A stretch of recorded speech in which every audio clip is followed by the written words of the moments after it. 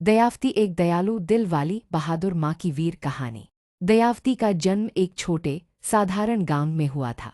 वह एक ऐसे परिवार की सबसे बड़ी बेटी थी जिसमें गरीबी और सामाजिक भेदभाव का बोझ था। उन दिनों में बाल विवाह आम थे और एक गरीब दलित लड़की के लिए पढ़ाई का मौका लगभग अनसुना था। लेकिन ऐसी विषमताओं के बीच दयावती ने अपने युग की बाधाओं को तोड़ दिया। उन्हें कटरापल्ली में एक पास के ईसाई मिशनरी स्कूल में भेजा गया था, जहां उन्होंने दूसरी या तीसरी कक्षा तक पढ़ाई की। हालांकि बाद में उनके माता पिता ने उनकी शिक्षा बंद कर दी और जल्द ही उनकी शादी कर दी।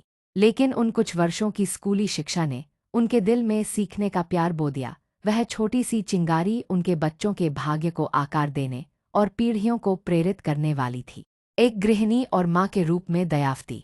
एक गृहिणी और 4 बच्चों की माँ के रूप में दयावती ने एक सरल जीवन जिया, लेकिन उनके भीतर एक योद्धा का दिल था। उन्हें प्राथमिक विद्यालय से आगे पढ़ाई का मौका नहीं मिला था, फिर भी उन्होंने अपने बच्चों की शिक्षा पर कभी समझौता नहीं किया। खासकर अपनी 3 बेटियों की वह उनकी पहली शिक्षिका बनी। उन्हें पढ़ने की मूल बातें सिखाईं, बाइबल से कहानियां साझा की और अपनी मीठी आवाज में क्रिसमस के गीत गाए। वे गीत केवल धुनें नहीं थे, वे आशा, विश्वास और साहस के मूल्य लेकर आए।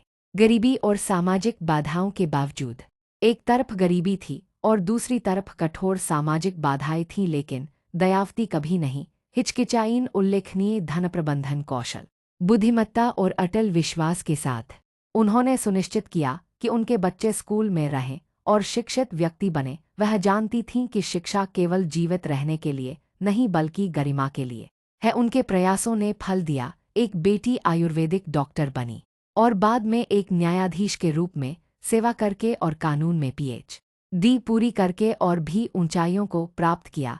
एक अन्य बेटी ने